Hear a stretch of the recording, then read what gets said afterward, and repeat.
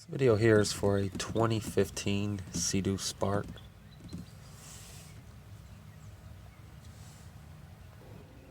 The issue I'm having is that the Sea-Doo is not responding to me initiating the startup sequence, which is plugging the safety lanyard into the safety lanyard post, pressing the start button. Nothing happens. Just gives me a blank LCD screen. I have my alligator clips clipped to the battery going to the multimeter. You can see I have above 12 volts. In addition to that, the amps on this battery are also where they're supposed to be. This is also a brand new battery.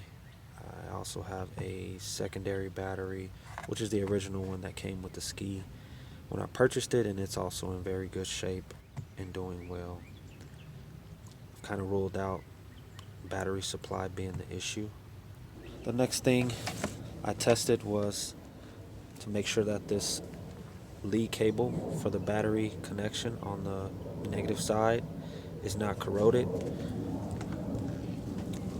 When I attach the alligator clip to the engine, I get 12 volts, which is also near the connection or the negative terminal connection on the engine, and I can touch all around the engine and receive the same voltage output.